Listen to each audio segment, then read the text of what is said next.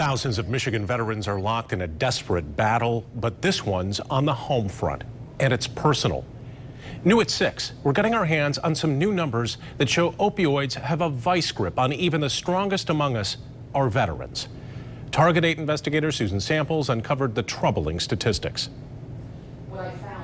Last year alone, the VA saw more than 2,000 Michigan vets for what it calls opioid use disorder, sometimes referred to as addiction. The nationwide number, 68,000 vets seen for that. The VA has been working to get vets off opioids since 2014, but that was news to the vet who called me recently panicked at the prospect of weaning himself after a dozen years and thousands of pills. This is bad. This is bad, the whole country. This is a hell of a thing we've gotten into. For this veteran, it started with back pain 12 years ago. At one point, doctors at the Battle Creek VA had him on 300 oxycodone a month. I just signed for it. I open it up, take a pill, put it in my drawer, and that's it. But then, a couple weeks ago, the 67-year-old was shocked to pick up his prescription and find fewer pills than usual, 120 for the month instead of 150. And right there on the bottle, here's this nasty 4-letter word: wean off this medication.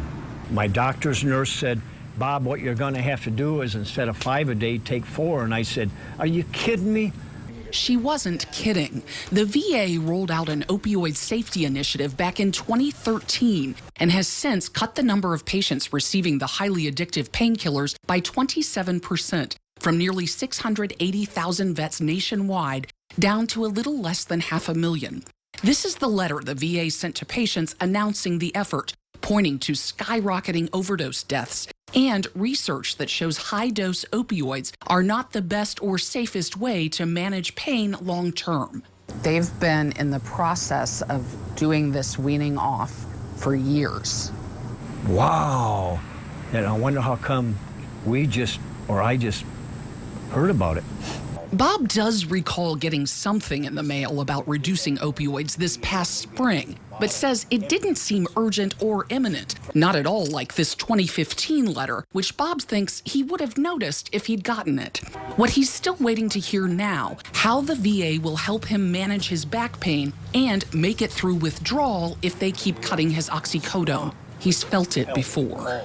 I had some problems with the sweats and nausea and when I eat and irritable. I hate these. I hate them. I do, because of what it's brought me to. You know, the addiction. I know I'm addicted to it. I know I am. Veterans say the VA got them hooked on opioids, and now the VA is leaving them hanging. Dr. Aurelio Diaz is a primary care physician at the Battle Creek VA. Again, going back to the history of treatments, you know, it's not, you know, there's no specific thrust of the VA to get people hooked onto anything. Instead, says Diaz, VA doctors were following the standard of care in the 90s and 2000s, prescribing opioids to control the pain that plagued millions of vets. But now, Diaz says, the VA and the nation know better. There's really less and less evidence that long-term opioid therapy is of value in chronic pain management. Diaz points to the newly added pain management services the VA offers on-site: chiropractic care, acupuncture, pain classes, all kinds of therapy groups, yoga. We do have a lot of options that we can offer for our patients. As for why that message hasn't made it to Bob, Haven't heard a damn thing. Not a damn thing. he feels like he has not gotten a satisfactory answer. He feels like he has been offered no alternatives. And again, you know, we do have an appeal process. To be fair, Diaz isn't allowed to talk about specific patients, doesn't know Bob's case, but does have this advice. Engage with your primary care teams. Explore options with them. You know, be engaged with your care. This is a crisis. Bob served in the Army stateside for a year and a half in the late 60s, got a bad back after a lifetime of concrete work and farm labor. He doesn't want to badmouth the VA, is grateful for its care. Still, You got me down this dead-end road. Someone bring me a road map and help me to find a way out.